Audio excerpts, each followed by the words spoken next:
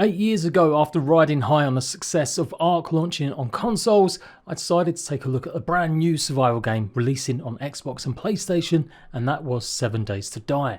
June 2016. Obviously that was a long time ago. We all know, or hopefully by now you all know, the dramas and stuff that went on with Telltales and the demise of console not receiving an update in 7 years.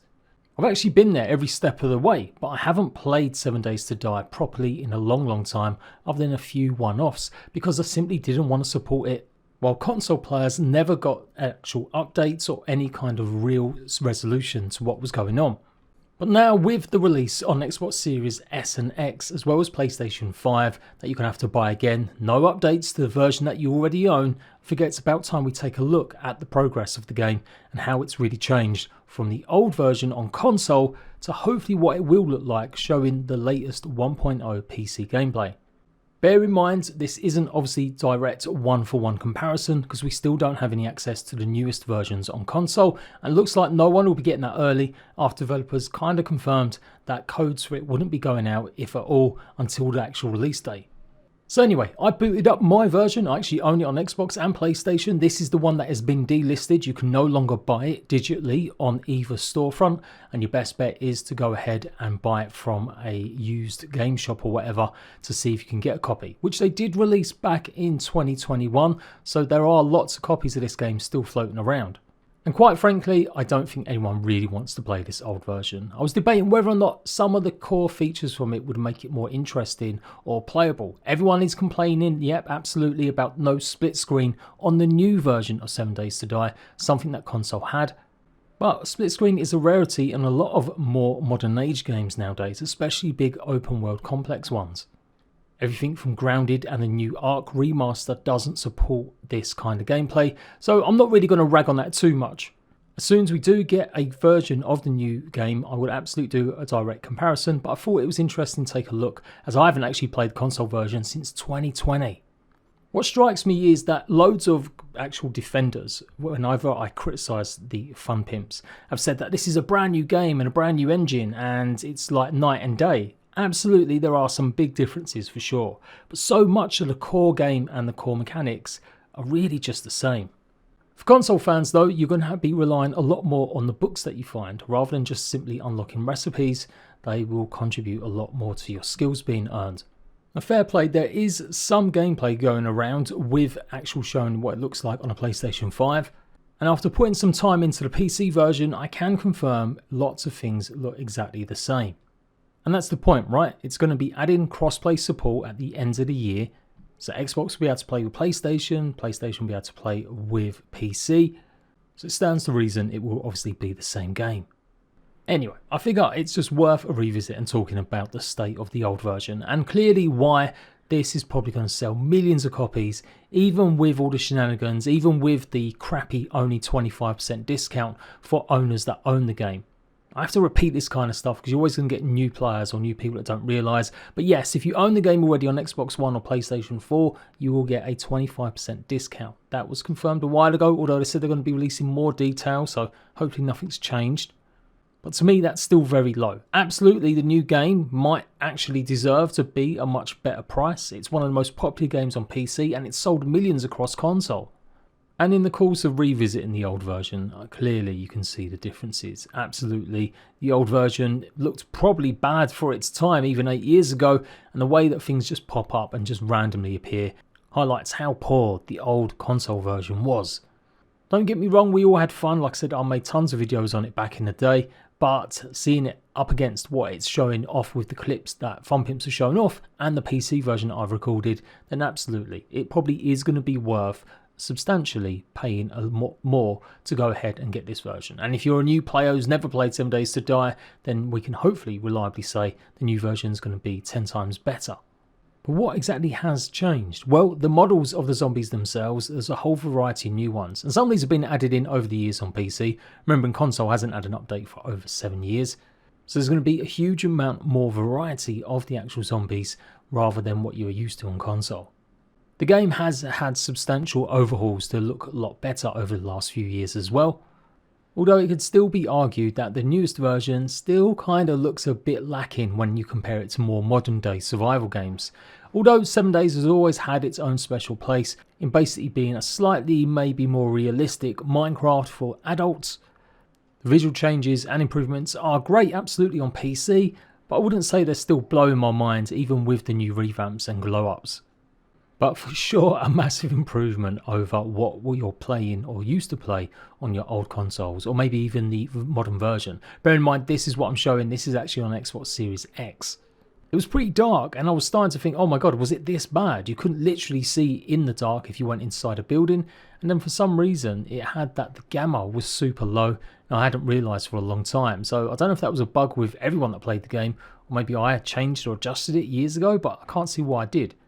But yeah, things were very dark and it just made the game pretty much almost unplayable if you went inside a building, until I realised much later.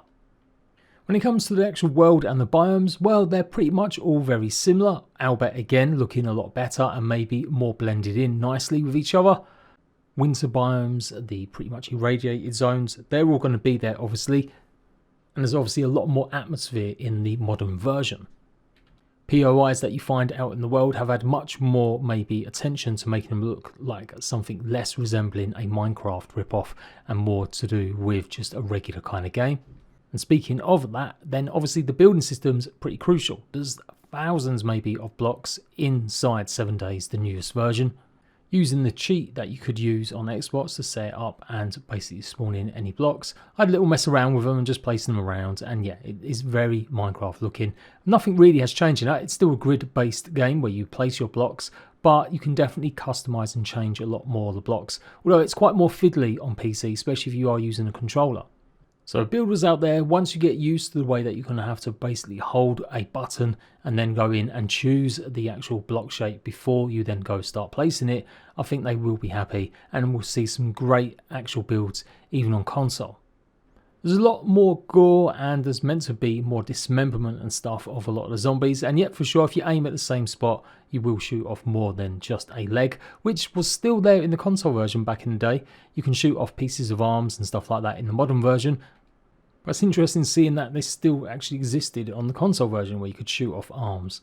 So more of a glow up and adding just a bit more gore and blood everywhere. I haven't actually messed around yet with some of the vehicles on PC. Of course, they've had more choice than console for a long time. Unless I totally missed it. I swear we never had more than just a mini bike. And you can see why, as the terrain really does struggle once you start getting going with lots of trees and stuff just failing to pop up until the last minute. So yes, after 7 years of no updates, PC receiving a ton, it will be like night and day. And I guess that's the main point. I could sit here and list off every single change.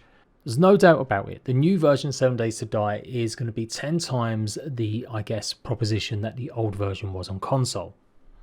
But I do still generally feel like there should be much more discount given to older players. It should be at least 50%, not 25%. Don't forget Fun Pimps have plans to start selling cosmetic DLCs. That's coming in the future, very near future. And they're focused on that stuff before they even finish core mechanics like actually having the UI refreshed, which is in desperate need still. There's definitely some more better shortcuts using a controller on PC compared to the old version, but the old version is still really the template for what you're going to be experiencing. Although, as you can see from this PC gameplay, there is no actual cursor anymore, unless there's something I missed using a controller at least. Obviously with a mouse you can hover over and do stuff, but it seems to have taken this away and it's only available in the old version. But let's wait and see till we actually get the Xbox and PlayStation version. It might have been added, it just might be something they've forgotten or missed out on PC with controller support. It certainly does make life even more difficult with these menus sometimes navigating to choose items if the cursor has been completely removed. The new 1.0 7 Days to Die is much more reliant on these challenges, basically replacing quests, and then once you've completed them you redeem them from a set menu. And it does encapsulate the beginner guides to how to play the game and how to do the basics, but then does carry on expanding so that you've got more and more challenges to complete, with the main reward obviously being XP. After playing the PC version though, I've got to say the progression is still kind of really repetitive, now focused on finding as many books as possible while looting to learn new recipes and get new items. And with obviously the massive improvement in the points of interest and the world in general in populating and just looking a lot nicer, it will be a lot more fun to explore than the old version.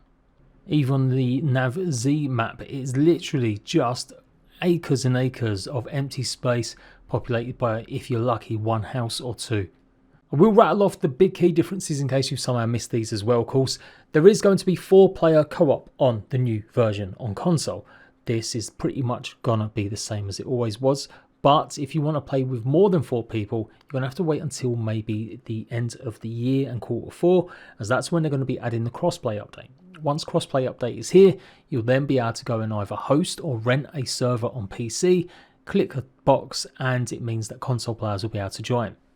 You will not be able to rent out a server as a console owner as soon as this game launches in a few days' time. So if you're not even interested in crossplay, but you do want to play with more than just 4 people, you are going to have to wait until the end of the year, and then it'll be a case of basically renting out a PC server from Natrado or G-Port or whoever, clicking it for crossplay, and then that's it, starting. Maybe fingers crossed they will add more servers to it, but I'm not sure. There's currently no pre-order, just a wishlist page on PlayStation and Xbox. That might change, but probably not. Sometimes this happens and it'll just basically be good to go. Obviously, they're still probably waiting also to get that discount confirmed for old console owners. And by looks of things, it doesn't look to be any physical copy edition of the new game just yet. That might again happen since they did re-release 7 Days to Die, and that's another thing I'm kind of grumpy about. I'm all for them maybe potentially re-releasing it now after all the years, even though I've been pretty critical of it. But they had an option not to re-release the game themselves in 2021. They own the rights. They've owned the rights for like 6 years, or had them reverted back to them. They never had to go and buy them back. So they decided to re-release the old version on physical disc editions. They were sold across the world, knowing only a couple of years later or so that they would be obsolete, and again people would be having this game delisted.